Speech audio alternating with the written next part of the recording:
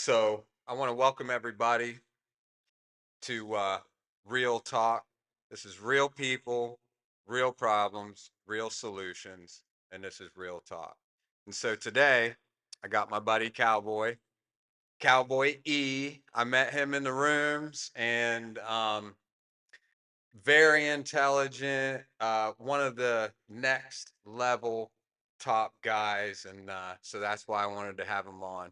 Um, Cowboy, Mm. how you doing, man? I'm doing all right. Thank you for having me on. I'm really excited about this. This is one of the things that I feel like there needs to be more of, and I'm just really happy to be a part of it. Um, I'm excited to do this today, actually. So, All right, man. So, um, I guess where we're gonna start is uh, we met in the rooms, and clean time is a big thing when it comes to the rooms, and so I think that people put too much weight into their clean time. Um, a lot of people lie about their clean time, hmm so I'm just gonna say that you have more than one day. yeah, yeah. I mean, well, And less than 2 years, but you can go into a little bit, about how you got here and your clean time and stuff like that. well, I'm not embarrassed by my clean time or anything. Like I know that my sobriety date isn't the longest or anything like that, but it's not even I feel like it's all dependent on your mindset and how you approach the situation. As long as you are approaching the situation wholeheartedly and actually giving it all that you have and addressing all the issues, for me, it was just the process of elimination. You know what I mean? I knew that what I was doing before wasn't working. I had known that for a long time. I was just continuing something that I was normally used to. And I had to be comfortable with getting uncomfortable to address the issues that I was facing in my day-to-day life, life on life's terms. And, for me, it was just like any other problem that I would solve throughout life. It's like if the sink's leaking, address the goddamn leak. You know what I mean? Don't just sit there and have your sink leaking and tell everybody your sink's leaking and then go home to the sink still leaking. Go get what you need to get to fix the sink. And that's just how I was trying to look at the situation.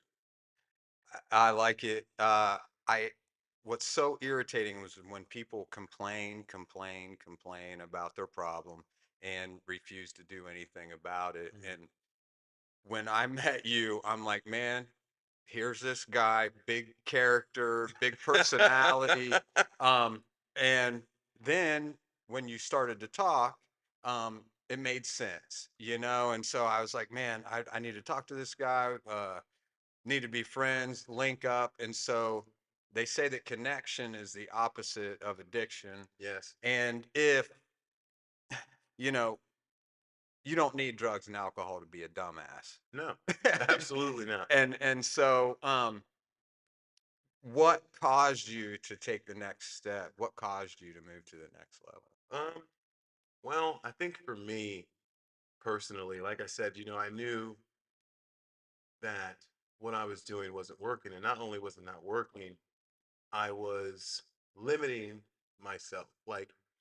Basically, I was functioning at 30% capacity. You know what I mean? I was not doing everything that I could have been doing.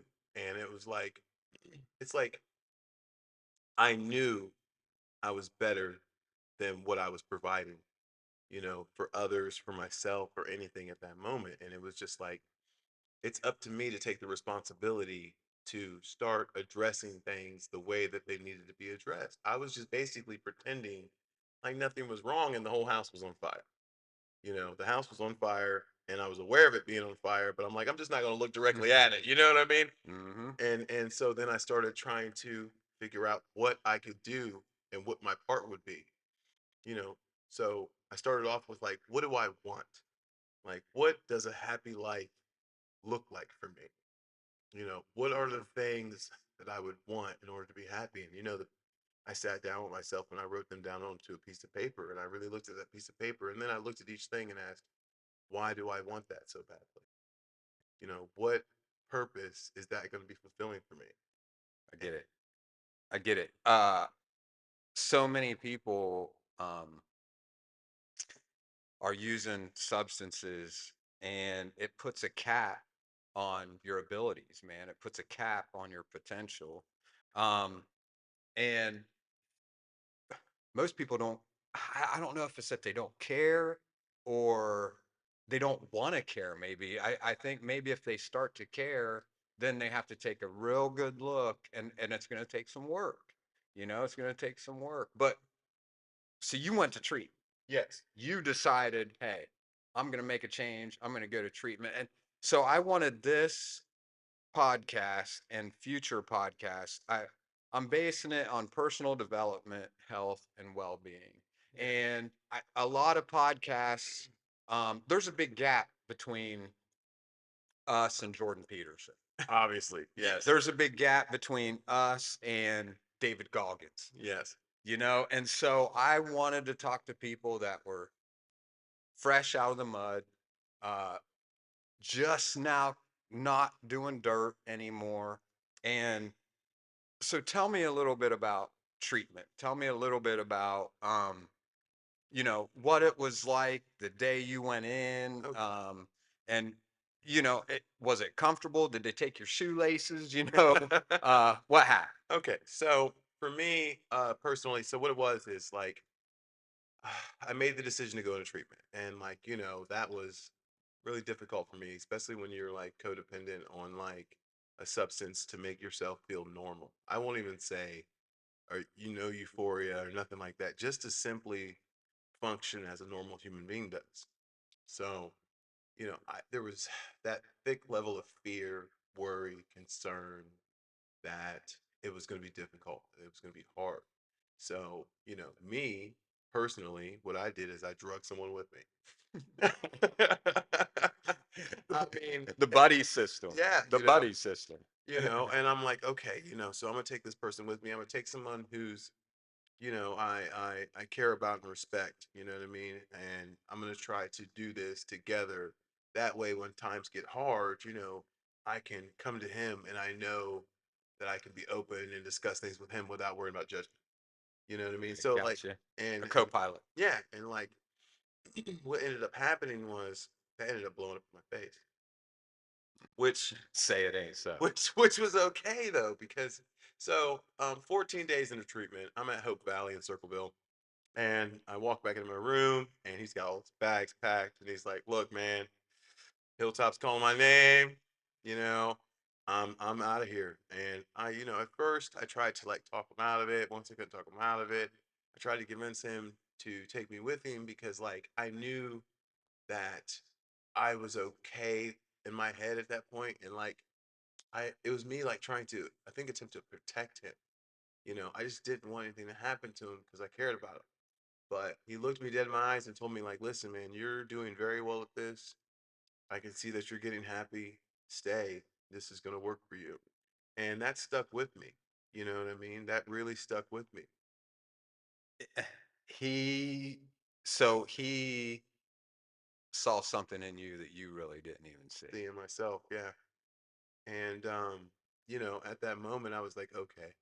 Like I'm not going to lie, I cried, I did all those things, and I did what most people do when we lose someone that we care about. I started that grieving process. I started to uh, recoil back into like not socializing and stuff like that. And I'm a very social person. I'm out there. I'm big energy. Yeah, yeah, And so people knew that something was wrong with Cowboy, and they were also aware that my friend left. So this lady comes to me, and she's like, "Hey, I've noticed you haven't been coming to meetings and stuff like that. She's like, why don't you come out and go to Bible study?" And I'm like, okay, like I seen what they were attempting to do, and I was like, you know what? I have been harboring myself in my room for the past 3 days, not eating, not doing nothing, no. laying in the same clothes, and I was like, you know what? I'm gonna go to Bible study. And I feel like the universe, has this funny way of bringing things to your attention when you need things brought to your attention. Yeah, and not only were you grieving your friend leaving, but you were grieving the old cowboy. Yeah. You're grieving the old lifestyle, that old everything, Yeah. step one is surrender, they say, and then, you got to find a higher power. And I feel like that at that moment is when the light bulb started to click on for me because it was like I was facing this crossroad. It was either A, I followed my friend and went right back to everything that I knew was not working, or B, attempt to do what all these people in this place are talking about. They're saying that the grass is greener on the other side. They're saying that you get in what you put out. They're saying take it one day at a time. So I was like, you know what? I've drug myself through the mud for years doing things that I knew were never going to end in positivity. What's the harm in attempting something new? Give it a shot. Yeah. Give it a shot. And so that started, well, it was Bible study, and Mhm. there's new friends that were willing to take you in Yeah. as you were, um, and just start a new life. You made a decision then, that day. Yeah. So what ended up happening is like I go to this Bible study, man. And like I said, the universe has this way of like bringing things to your attention when you need things brought to your attention. And it Or was like turning up the volume on, turning up the yeah. volume on the situation. And I'm sitting there and I'm in Bible study and like I'm kind of like there, but like not really there. I'm kind of like in this funk. And they start reading scriptures out the Bible and they hit the scripture and it's like sometimes like essentially what it was is I can't think exactly what it was, but it was essentially something like, some people are in your life for a season and some people are in your life for a lifetime, but every person has a purpose for being here, whether it's just learning a lesson, making growth, or whatever the case may be. And that hit hard for me. It was like, I I think if it feels like the preacher or the scripture is talking to you, it's because they are. yeah. And then it kept went on, and it was like, we are lanterns, and you don't take a lantern and put it under a basket. You put it on top of the basket so it can shine room to the light, or shine light to the room. And I was just like, man, it just really started resonating with me. And I was like, and it kind of got me out of my funk. And I was like, okay, you know what? I've, you know, ran full steam ahead into BS. So why don't I run full steam ahead into something positive? And that's when I was like, you know what? I'm gonna start listening. I'm gonna start applying. I'm gonna start taking notes. I'm gonna start reading my big book and working the steps and doing these things.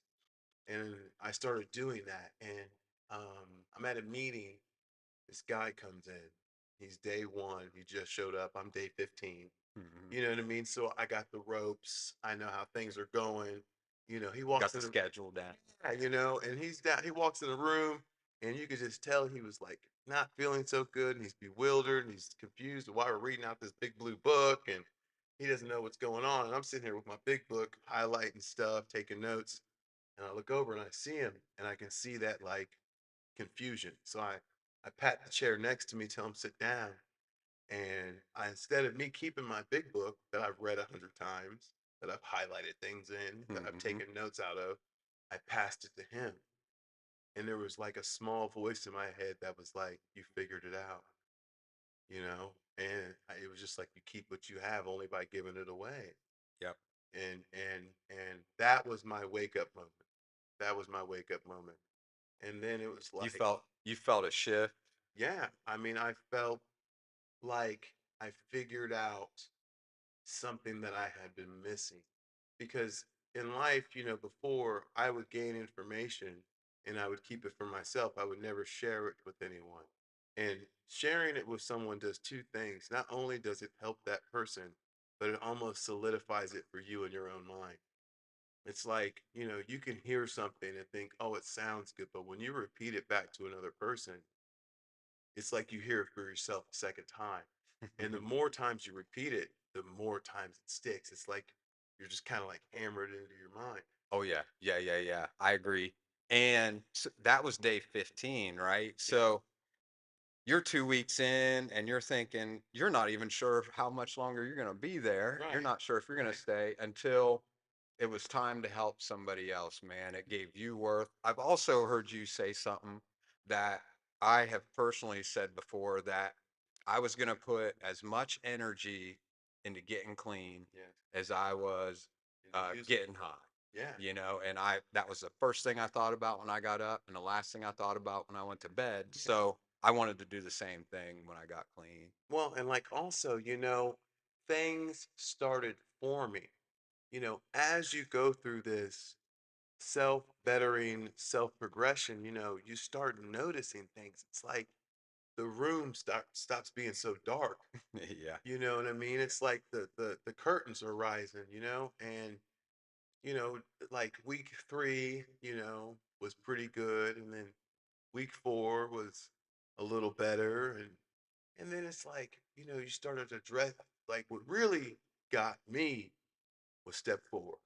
Well, so uh, you're going to groups Yeah. and stuff like that. You're getting up every day. You got your group of guys Yes. that you're in with. You're going to groups every day. What, an hour or so, a Well, couple hours a day? well, okay. So here's my schedule. I up every day at 6:30. I go to the office at my recovery center around 8:30 when it opens. I do not have to be there till 1 o'clock. The reason I was going was number one, boredom. Who wants to sit around in the house Yeah. doing nothing? You know? And I looked at it like, I can either run around shopping or, spend wasting money, obviously, or shopping or doing something, or I can do something that's going to help me in the long run. And it's like, And you're a leader. You're helping others in the process. yeah, yeah. So it's like I would show up at the office and there'd be like a new group of people that just showed up, and they're frustrated. They're not really sure if they want to be here or not. And I always walk up to them, say, "Hey, my name's Cowboy. You're in a good place. This stuff really works if you apply it." I shake their hand and I tell them everything's going to be all right if they let it. And I let them know what's going on with me. Like, look, I've been here this long. I got this going on, this going on, this going on. And I'm going to let you know from personal experience, I didn't think my life would get this good this quickly. You know, I went from, I mean, how good really was it? Nothing really changed except for your mind, right? I well, mean, how, well, okay, so let me put this in I mean, you perspective. didn't have your own place yet. You Well, don't have a car yet. You're yeah, not but working. listen, but so much has changed for me. Okay, like when I came in, I was homeless, broken. I had everything I owned fit into a Kroger bag. Yeah, You know what I mean? Now I have same, a same. decent job. 1099. I'm making $20 an hour. I work Monday through Friday. My boss not only picks me up from my home, but he makes sure I get to group on time, and and takes me to meetings as well because he's also in the room. That's how I met my boss, was in AA. Yeah, So it's like I went from nothing. I have my own bank account now. You yeah. know what I mean? I'm applying for credit cards and things. I'm improving my credit. These are all things that I never thought I would see to do. Yeah. You know what I mean? Dude, I haven't had a bank account in 13 years. You know what I mean? Like, not one that I wasn't just using to withdraw negative $200 and Yeah. then not pay back. You know what I mean? I wasn't just installing $100 to wait 5 days to get the $200 bonus. You Yeah. know what I mean? And these are all thanks to this program and thanks to changing my mindset. And like you said before, I had to put as much effort into this as I was everything else before. Or at least just some. Something, do something. um, but not only do you got the bank account, right? So the sky's blue. The sky is blue. The food tastes Fantastic. good. Yes. You know, women are beautiful again. Oh my goodness. Um, the you get to feel life, real life. You know, I was in group one day and somebody said something that really stuck out to me. um, they looked at another member of my group. His name was Charles, and they asked him. They was like, "Hey, so you got a job now, and you're starting to make money, and not just a little bit of money, but you got decent little bit of money. Like, what keeps you from wanting to just run off or like pick up again?" Yeah, they say, uh, yeah, you know, the P word or a paycheck, Yeah, the female P word and a paycheck are the two things that take you out. So right. what would you tell Um, I said the reason that I can have money and things like that are because I have options today. You know, I have options today. I can choose to go them? to Roosters. I can choose to buy a shirt. I can choose to save my money. I can choose to shop on Amazon. These are things that were not options for me before because I knew where my money was going. I knew whatever I had was short lived. Well, I say all the time that we don't need slavery these days Right. because there's so much drugs, alcohol, dope out there that we sign ourselves voluntarily up for slavery, man. We're so consumed with being there, being that person, being stuck in the mud and the same old day to day. And just because we're used to it, don't mean we enjoy it, don't mean it's good for us. Right. And there's a whole big world out there, a whole life, making decisions, going to Oh, Rooster. listen. Yeah, listen. So another thing that you know I like to say is that so life is a whole forest, but what ends up happening is someone will get stuck on a single tree and they will stare at that tree and they'll be so obsessed about what that tree is doing. You know what I mean? Whether that tree is problems at work or whether that tree is a poor relationship, there'd be so many other good things going on in their lives, Hmm. but they cannot focus on it because they're blinded by this one tree that's standing in front of them. Like, so I always tell myself, don't get stuck on the trees. Do not get stuck on a single tree. Maintain focus on the forest because there's beautiful things in the forest, but there's also dangers in the forest. And you have to pay attention to the whole thing. If you get stuck on a single tree, it's not good. That's so good. That's so good. Um, so at this point, you've got what, 30 days, or No. you've got Okay, how so much? today, Well, I mean, you're noticing things like you're having basically a spiritual awakening, yeah, and you're noticing things that um just your average everyday person doesn't notice. And that's what I'm trying to hit on. There's Oh man, so treatment doesn't only get you off drugs and alcohol. absolutely not. It gives you a whole new life. It gives you life. Well, treatment shouldn't only get you off of drugs and alcohol. Ooh, See, here's the thing. tell me. You have to be willing to walk the steps. See, so many people feel that drugs and alcohol are such the problem that if you just remove that, everything's gonna be fine. I'm gonna get my kids back. I can piss clean. You know what I mean? Everything's just gonna fall back in order. But you have to realize that. Huge misconception. Well, yeah, huge misconception because you have to realize that you were trying to numb something or cover up something or deal with something in some form or fashion with these drugs and alcohol, The drug wasn't the problem. It was what you were using to try and fix the problem. right? So, whether it's emotionally unbalanced, whether it's past trauma, whatever it is, I always say you just got to address that elephant in the room. And that's where the real treatment starts. First, you quit drugs and alcohol. That's the And then easy that's the easy part. But once you quit the drugs and alcohol part. and you're through that withdrawal process or you're through that, thinking about it so much process, what I mean, you got like 30 days clean, that's when the real work begins. I agree. Because that's when you start digging them skeletons out of that closet. That's when you start talking about how it was when you grew up. That's when you start talking about the things that keep you up at night. Why? why you started using it in the first place. Why you started using in the What are first you place. running from? And so often I see in treatment that people quit using and then they find another substance or they find another person or they find Hmm. another I was waiting behavior for you to say person. that takes the place of There's whatever it is. And so that's where the steps come in. I think that the steps, personally, the 12-step program should be a class in high school. It should be something that you yeah. start working on when you're a teenager. Um, and it addresses why you do the things you do, why you think the way you think. Well, I mean, if we're gonna talk about that, let's talk about the real underlying issue is like nobody really asks you what you want Ooh, when you're growing up.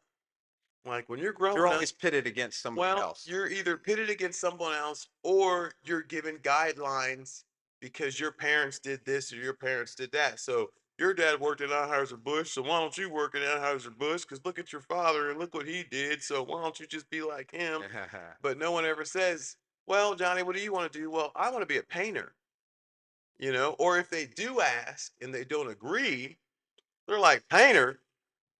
My kid ain't painting, you know? Oh man, so we were just talking about this the other night Yeah, yeah. about how a rat in its natural environment, Yes. well, you cannot get them addicted to cocaine. You A rat can't. in its natural environment, and so people are never encouraged to find their natural environment. What Yes. makes you natural? And you dress I dress Western. different I dress than Western.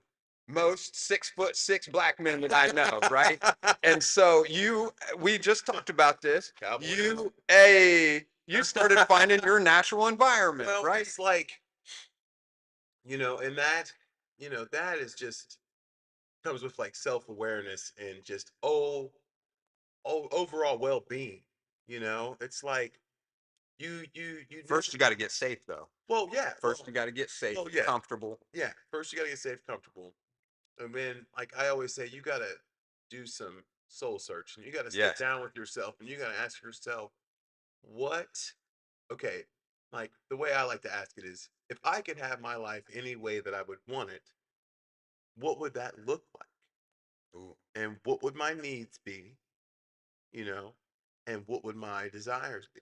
Like, what are the things that I have to be happy? Mhm. And what are the things that I would like to have to be happy, but I could live without. You know what I mean? What it's Maslow's hierarchy of needs. Yeah. Yeah. And once you can actually say, okay, yeah. And like, I don't mean superficial crap. You know what I mean? A lot of people misconstrued that for like superficial crap. And that's like, oh, I want a Tesla or I want a 5-bedroom mansion or whatever. No, I'm saying like Real when needs. you were like 7 years old and you wanted to be a firefighter because that just seemed like the most amazing thing to you. Mm. You know what I mean? That's what I'm talking about. I'm talking about those small little moments in life when you do something like go kayaking for the first time Yeah. and you realize, like, oh my God, what have I been missing my whole life? hey, I, hey, I wanted to help people, and I wanted to be on camera and have a podcast. But yeah, go Yeah, I get it. ahead. I get it. It's funny. Like, so I knew three things. Number one, I loved people. I loved being around people. I loved socializing with people. I loved interacting with people. I loved helping people. Any way I could get some people, I love people. And then I knew I enjoyed entertaining. I knew I loved being funny. And, like, I mean, let's be honest here, I like attention. Okay, this brings something up. So I guess maybe we're gonna back up a little bit. Okay. You're telling me what you wanted to do, and you're telling me who you wanted to be when you grew up. Yeah. But when you were a kid, so your parents, we've talked before, Okay. and your parents were addicts, right? Yes. And so when you were a kid, you wanted to be these things, but what was available and what was accepted Those was two different things. was the drug, well, the drug world, right? Yeah. People Yeah. People in the drug world uh, is is where you were at. So that's where you tried to live out your childhood dreams. And they got stomped on. So like, I mean, Yeah, I'm just being talk honest. about childhood trauma. So basically, it was like, I wanted to be this happy, outdoorsy, fun, and just like all I wanted to do was like go fishing and out in the park and do normal kid stuff, skateboard. But my dad, being a drug dealer, he wanted me to be just like him. And I think what it was because my father was a drug dealer and my mother was an addict. And he was so scared that I would be like my mother. Mm, So the only way to prevent that was to make me him. You know what I mean? wow. And what ended up happening was like he kept trying to emulate me in his world, and his world was cruel. Yeah. His world was very cruel and very dark. Like he was cruel, or just the world was cruel to him. Well, no, he was cruel. Okay. My dad has full blown shot people in front of me. I'll never forget the day I was 14 years old and I got jumped from my bicycle. I go to my house. I'm scruffed up. I'm Mm, crying. I look at my dad and I'm like, Dad, they took my bike. He's like, they took your bike. He's like, how many of them was it? I was like, there's four of them. And he pulls out this like 38 snub nose revolver and slides it across the table to me. I was like, why do I need that? He's like, well, if you fight him, you're going to have to fight him every time you see him. But if you take care of him, you'll never have to fight him again. he's teaching you how to go handle your business, huh? Yeah. And, Okay. but see, like deep in my mind, I'm not that type of person. I'm a peaceful person. Now, that's not to say that if someone hurts my home or if someone hurt my family or someone hurt my kids or my wife or something like that, oh yeah, oh, we're gonna get like taken in this motherfucker. You Mm-hmm. know what I mean? but Yeah. but you know but at the same time, like a bike's not worth that to me. But see, my dad was one of those people that, like, if somebody scuffs your shoe, you teach them not to scuff your shoe again. He was a Mm. very, yeah, he was a very heavy, God bless his soul. But you also got to think that my dad grew up in a different era. He was born 1935. Yeah. Yeah. So yeah, I, I'm a believer in teaching people how to treat you. But so we are the product of our parents' childhood trauma, Mhm. which they carried on with us. And I have grown children, and I did the same thing to them, and that's one thing that I'm learning how to deal with. Um, where where did you know, or when did you know that there was another way, that there was that life was different for other people, Well, or I always knew that. It was like, I'd be 7 years old and I'd go over my friend's house, and their mom's the sweetest lady I've ever met in my life. And their dad's a carpenter that built them a clubhouse out back, yeah, and they got a golden retriever running around, normal suburbia kind of, and yeah. I'm looking at this And like that. you're in Columbus, Ohio, yeah, Yeah. Columbus. So, I mean, like, but I'm in like Franklin Heights area, so You're on the edge of, yes, yeah, yeah. okay, So I'm not okay. like right in the thick of it. So it was like, and then Could have went either way. yeah, and that's where I got, I guess you could say, my culture shock, Yeah, and that's where I got my countryness was because I knew my home was a scary place. You know what I mean? But I knew my friends' houses.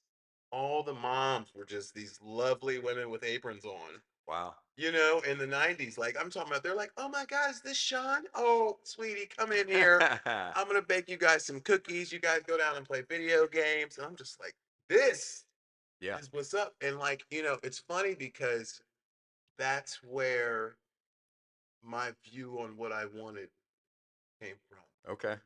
you know? Because like I walked in there and it just felt like the most peaceful, beautiful life I've ever seen. It's like husband walks in the door, she gives him a kiss on the cheek, hands him a newspaper. He sits down, kicks his loafers off, put his feet on the futon, TV clicks on, dogs running around. Hey Henry, calm down there. You're being a little too loud. You know, Ah, and like that's why I say I'm old fashioned, I think. That's why my view on relationships is so old school because that's what I witnessed. oh man, but do you uh, how realistic? But okay, how realistic is that? You know, because you're telling me about Ozzy and Harriet, 1950s. Yeah. And so that I I could see how that caused problems now because it's just not. I'm okay. thinking, wow, that's hard to live up to. You Well, it seems know. that way. It seems that way. But it's just like anything in our lives. Anything you want is achievable. You just have to put the Ooh, work in to get that. So it's like, and be patient and be, and put yes, off and put yes, off what? everything that isn't Yes. that. And that's what I'm getting to. It's like, okay, listen, like, I'm not going to lie. I court women today. I court them. And that's an old term, but that basically means that I will communicate with them. We're not putting labels on it. We're not sleeping together. And we really, really aren't even like meeting out in public. It's basically like phone calls and occasional meetings. You mean to tell me that you're a gentleman and you actually get to know him first? Huh? So, well, it's just like, and it's not to say that situations don't occur where women are like, hey, listen, you're attractive, let's sleep together. But I have to restrain myself. I cannot fall into what I would like to say carnal desires, I guess you could say, because as soon as I allow that to happen, my standard goes, Well, we have w- we've worked a few steps. yeah, We've done enough uh, research. research that it's just like dope.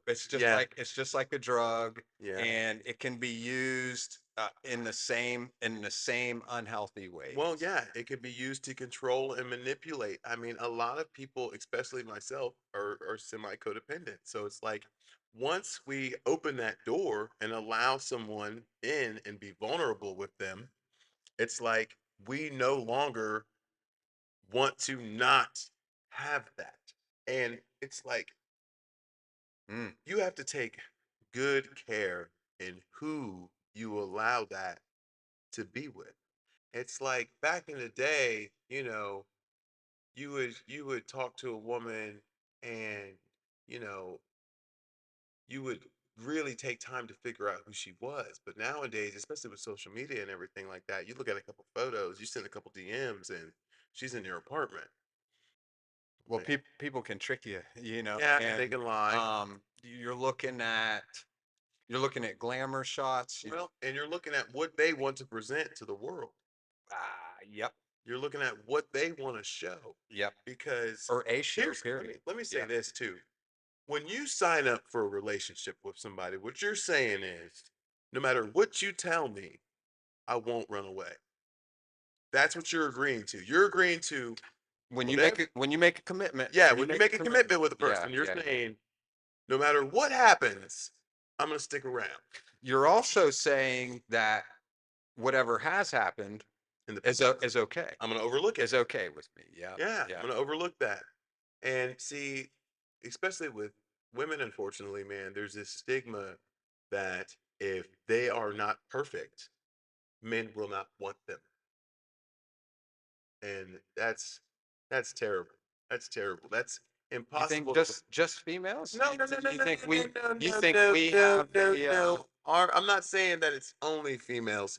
I just think that females are scrutinized a little bit harder than we are. What I mean by that is, if a guy sleeps with a bunch of women, it's viewed as he's the bomb.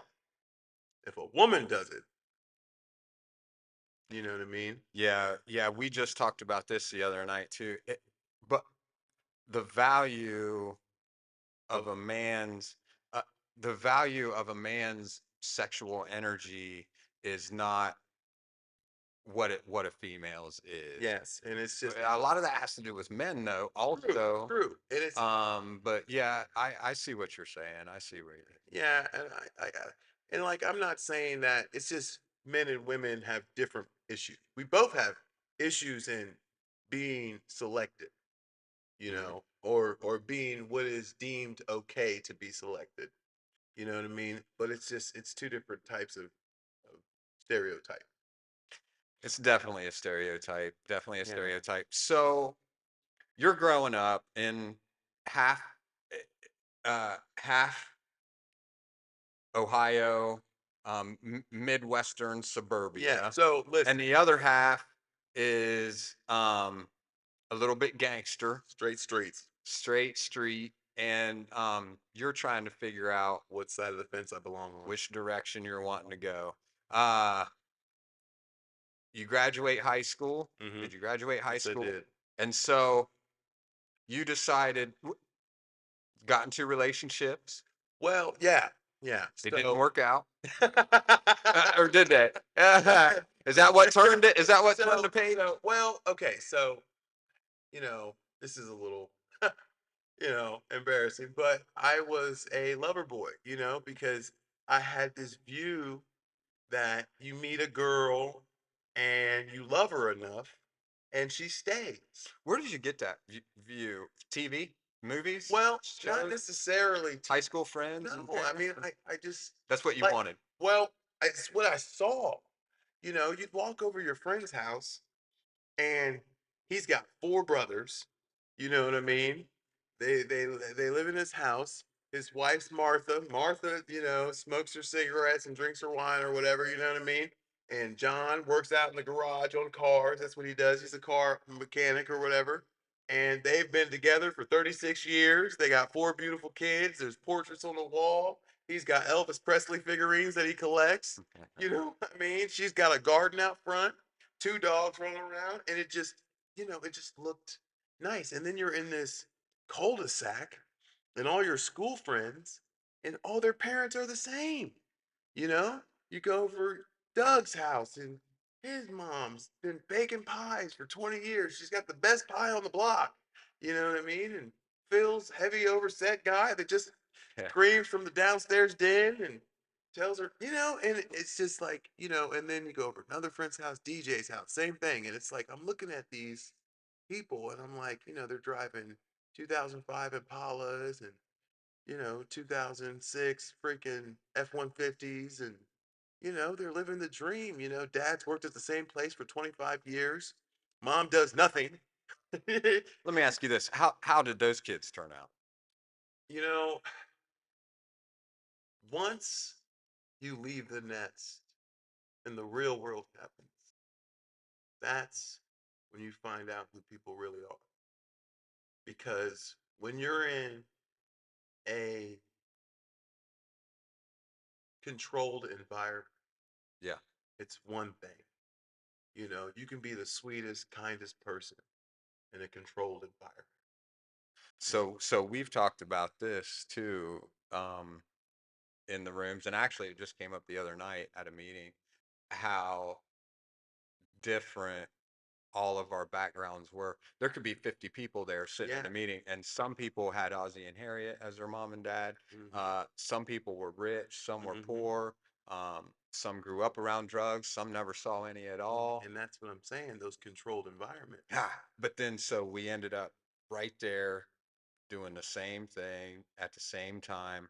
So let's steer away from uh Ozzie and Harriet a Okay, little I bit. got it. Listen, I know where I'm going. Listen, Okay. so once you hit 18 and you leave that controlled environment, then you start having real world experiences. You maybe go to college and you meet a girl and she turns out to be more promiscuous than you expected and it breaks your heart. I mean, just being realistic. Or you have your first real life experiences with alcohol, with no monitoring, no one to answer to, no Hmm. one to report back to, and it grabs a little hold of you harder than you expected. Or, I mean, a lot of things can happen. It's just once that leash is cut loose Phew. and you're off, I mean, you're out there, and then, you know, no one really tells you, like, especially being young, like 18, 19, 20, man.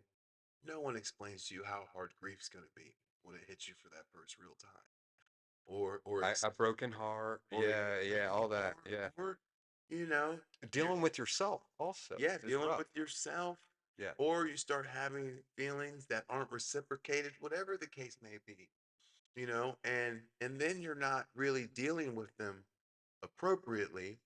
So they just kind of get stuffed in your closet, stuffed in your closet. You tell yourself, I'm in college. I got to focus on my education. So I can't really trip about Johnny because, even though I want to trip about Johnny, and, or like what happened to me, you know, um, I had some traumatic stuff happen and I asked my parents how I should handle it.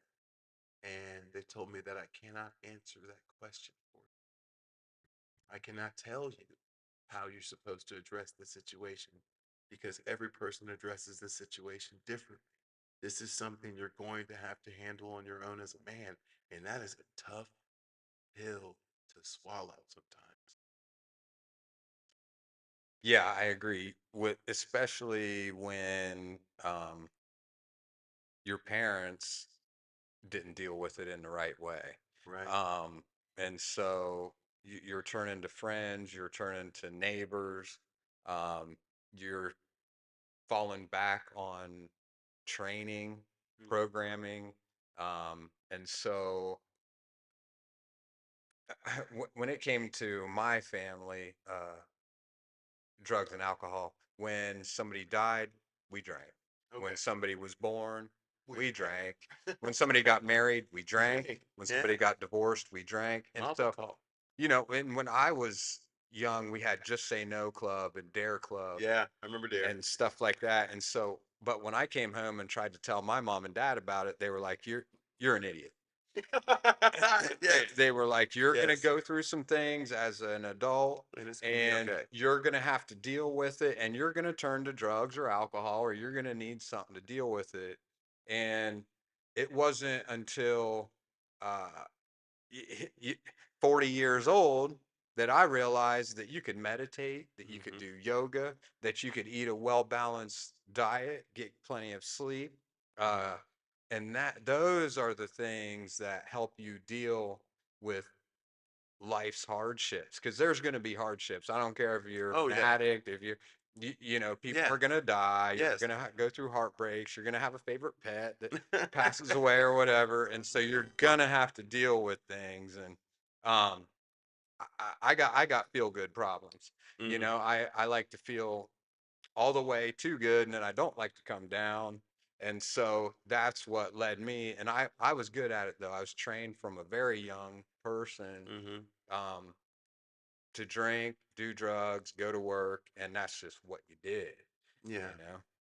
So, it's like, you're an adult now, young adult, you're going through life dealing with whatever issues or whatever, you're attempting to deal with. And then eventually, this is what either happens. Either you get to a point where, you rise above it and you overcome it, or it overcomes you.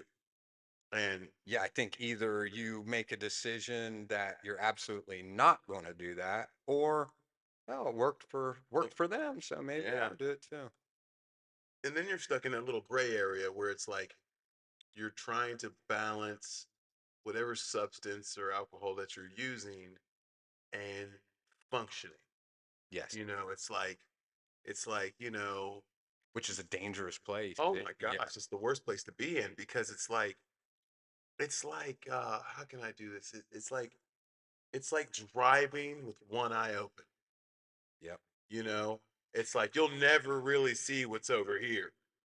And but it's justifiable, right? It's justifiable because I can still see. Well, not even that. Not even that. I can still drive with one eye open. I can Yeah, still everybody drives with one eye. What are you talking about? I'm not the only guy that drives with one eye Yeah. around here. You think I'm the only guy in this town that drives with one eye? No, Yep. everybody drives with one eye. And it's legal. Alcohol's legal. Yeah, alcohol's legal, dude. Like everybody and my friends, we get drunk every day. Like, it was funny. Like my first introduction to alcohol was like um it was teenage years, and it was funny because it was like we were like, our lives suck, you know. Yeah, you're a teenager. Yeah, and I was like, All but it was like, teenagers' lives suck.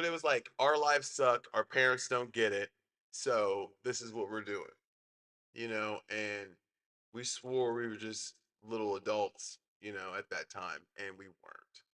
But then it's like, you know, 21 is about when I think stuff got real. Mm, And what I mean is like life was real. It was like if I don't pay my bills, I'm yeah, homeless. It was like, yeah.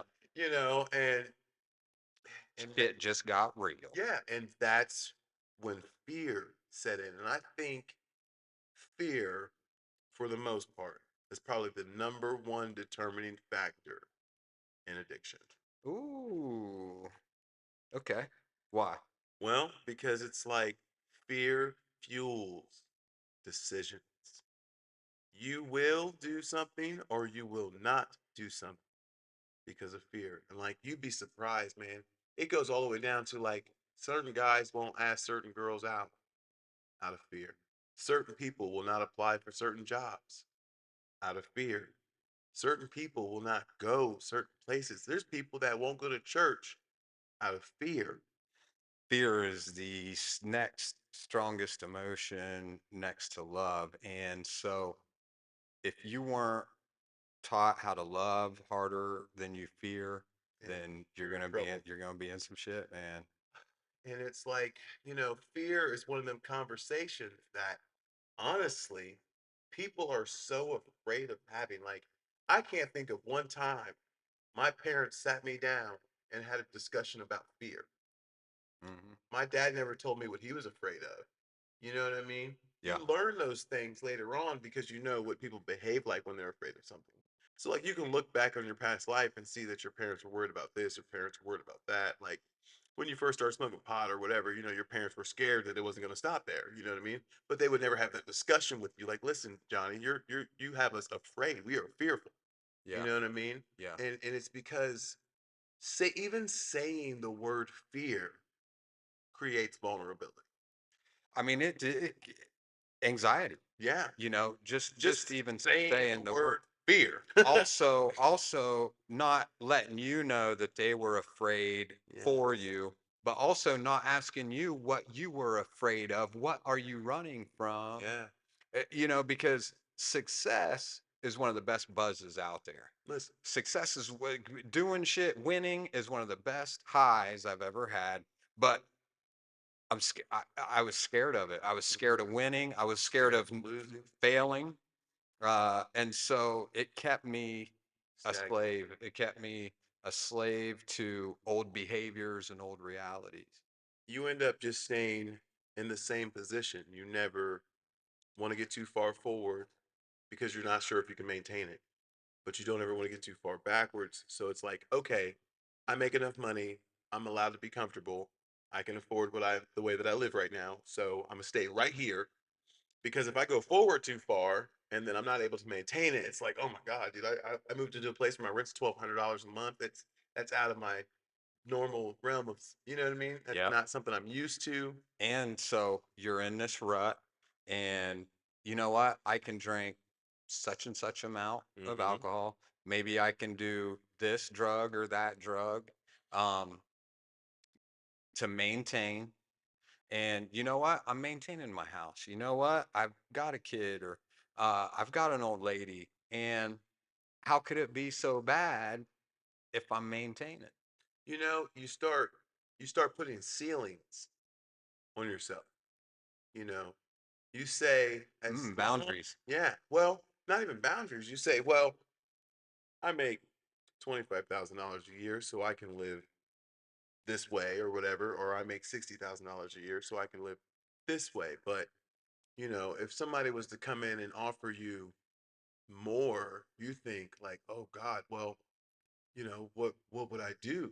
Like if I got that, you know what I mean? It's like, Mm, or you say, well, I'm not smart enough to have that job, or like I'm not responsible enough to take. It's like you're sitting there working at a place for 20 years, right? And then yeah. they offer you manager position. they want you to run the whole store, Yeah. and you're like, oh, dude, hold on, like I'm cool being the guy that works over here in the back, you know what I mean? But I don't want all that responsibility. I don't want the keys to the building or anything like that. I don't want to be the Hmm. guy you call when the plumbing breaks. You know what I mean? I don't. I'm cool on that. So then you stay right where you are when you could have took that, and then you could have went from that to being the GM, or you Yeah. could have, and you could be, you know. So the question I always ask myself that keeps me from being afraid of responsibility is, what could I be in 5 years if I grow? And You know, that's just growing a little bit every and that's day. just a little bit. That's just Yeah. a little bit. So it's like, look, so like I know, like if I wake up tomorrow and I decide to start a small business, you know what I mean? It could go all right, but what if I make sure? What if I put in the extra hours? It's like, listen, I heard one of the best sayings, right? You either can work hard. No, you can either party for 10 years and then work hard for 60, Hmm. or you can work hard for 10 years and party for 60. Yeah. That goes back to the old saying: if uh, you do what's hard, That- life will be easy. Right. If you do what's easy, Life life will will be be hard. hard. Yeah. So it's like you have to sit down with yourself and say, what am I willing to put into this?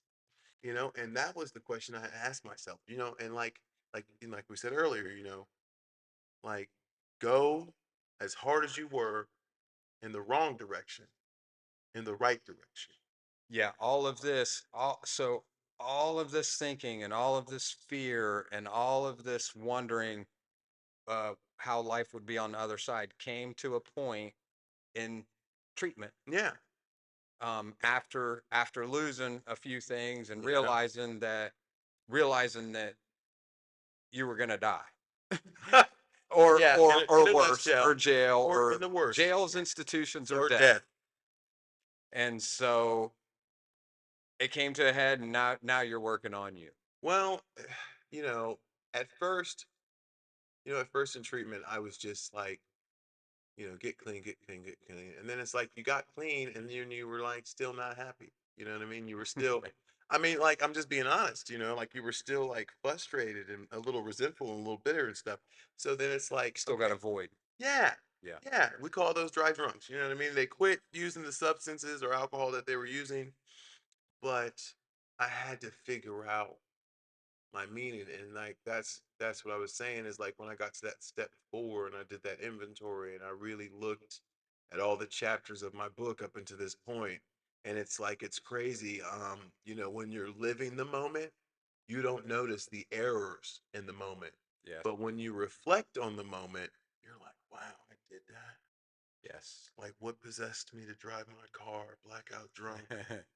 And and then when I got pulled over, I ran.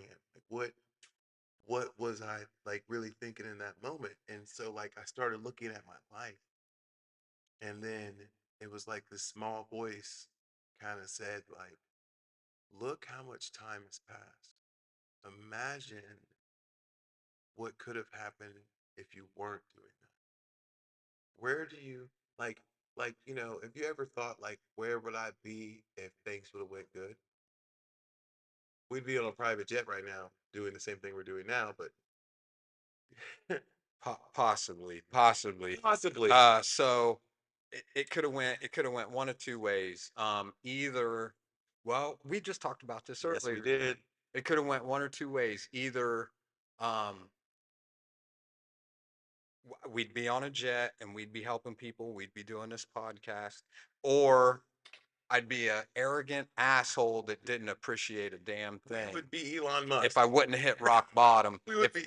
but if I wouldn't have hit rock bottom, um, Here's here. I wouldn't appreciate people. I wouldn't appreciate Okay. life. Let me rephrase that. Let me say, if we had the same views and morals that we do now, Okay. if we if we had If the you knew if what you knew now. yes, thank you, thank Okay. you. If Okay. I knew what I knew now, yeah, like, how what's that song? What's that song? It's like, I don't know. There's a song that's like basically that. Yeah. If I knew what I knew now back then, and it's like, man, you know, it's like you see those shows where that their future self goes back and talks to themselves. Yeah. You Yeah. know what I mean? And they're like, you gotta stop what you're doing, man. If you don't stop what you're doing, it's gonna end bad, man. Yeah. And it's like, man, dude. So you were talking about step four, and that's a big one. But Yes. another thing about step four is you do your inventory, but you also look at your strengths. You don't only Yeah, look at your yeah. weaknesses, you No, look at your no. strengths. Like, And so, like working a program, going to treatment, working a program has just given me such a level of gratitude and um, thankfulness and a want to be of service. Like what I've come to realize is that every living thing on the planet contributes yes. in some way, fashion, shape, or form. It Everything has contributes. has a purpose. Yep. Yep. Everything has a And purpose. so I spent so long taking and taking and taking that now it, I just want to contribute. And Yeah. since I've decided to contribute, since I've surrendered to that, I've gotten so much. You Yes. know, I've asked the universe, how can I be of service? And so the universe is like, how can I be of service to you? Well, it's like, it goes right back to like attempting to figure out what you're good at, man. Ooh, Everybody finding your natural environment, finding your natural environment. It's like, authentic. yes, it's like finding the place that you need to be in order to thrive, man. It's like you Yeah. can take a fish out the ocean and throw it in an aquarium, but it's never going to be a happy fish. Yeah. You know what I mean? Yeah. It'll survive. You know what I mean? But Yeah. it will never be as happy as if it was in the ocean. And it might get eaten out there, but it would be happy until it got eaten. You Yeah. know what I mean? Yeah. And like that's what you have to ask yourself. You have to say, where in the world? That's like, I was talking to a friend of mine about this, and I was like, man, listen, it was you. But yeah, I was talking to you yesterday. I was like, man, if I worked on a cattle ranch, they wouldn't even have to pay me. I would Yeah. be so ecstatic about riding horses and cattle driving all day, dude, that I mean, like, I'd be like, oh, no, I'm cool. So that's one thing that treatment gives you a chance to do. You can live for a year or longer in treatment, and they say figure out what you would do for free and just do that, man. Do it well. Keep doing it, and that's what I figured out. I went and I got my peer support license. Then I went and got my counseling license, and so um, I'm living a life that I just couldn't have dreamed of. Yeah. It's just fantastic, man. And, do not be afraid of, how difficult, because like a lot of people get afraid of their dreams. They're like, okay, well, I want to be a therapist, and they're like, man, you know how hard it is to get a bachelor's degree or whatever. So what you do is you set up small intermittent steps, man.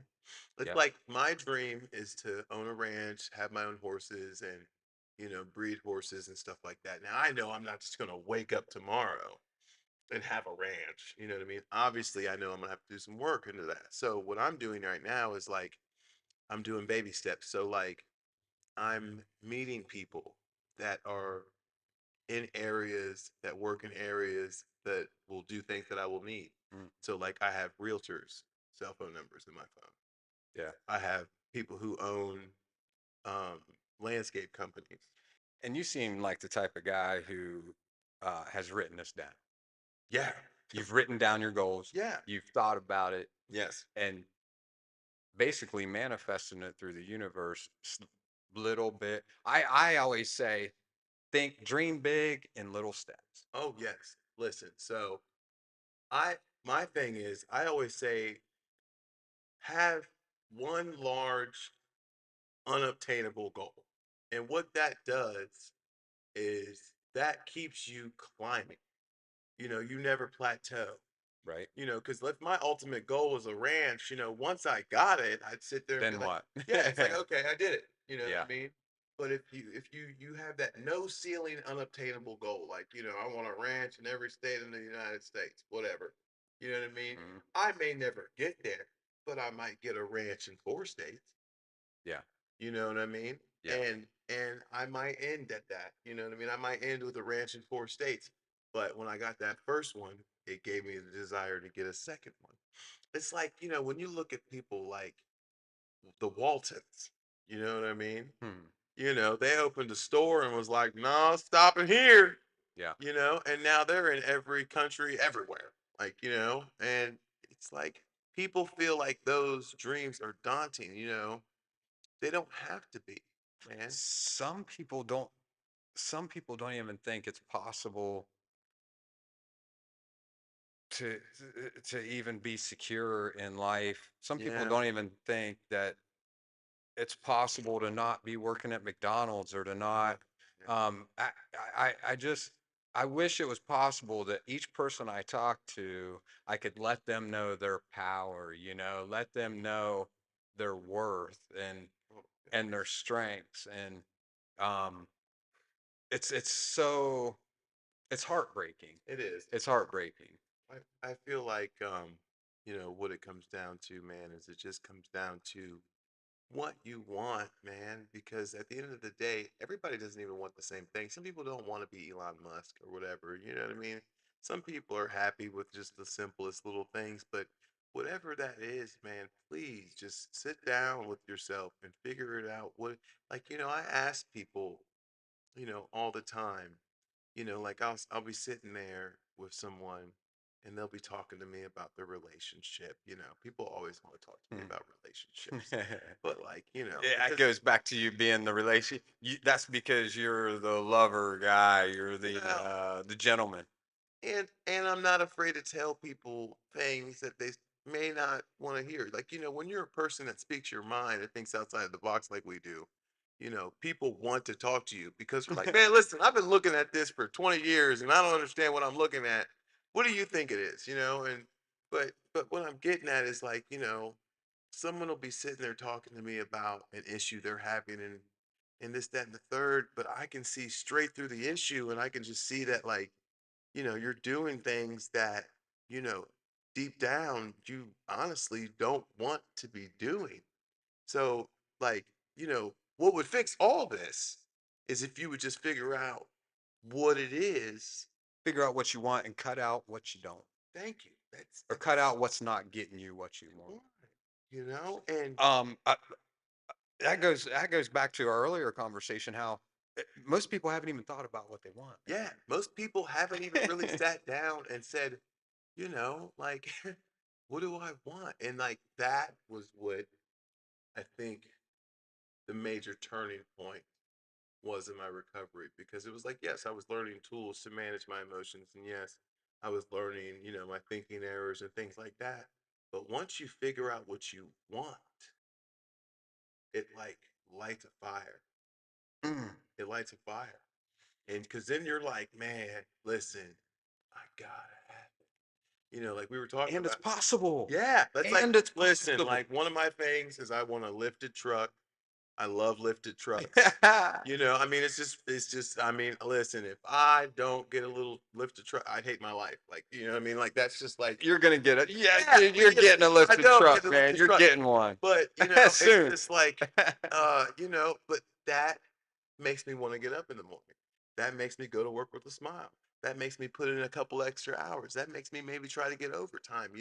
That makes me save money in the bank. That makes me budget when I'm spending money because I got that in the back of my head. I'm like, you know what I mean? It's like, and it literally sets the entire day, the week, the month into a series of problems and events, and I just address them. Like, okay, yeah, okay, so like, whatever, basic stuff. Okay, we gotta go get grocery shopping, but I'm not gonna spend too much money because I got this thing on the back burner that I want.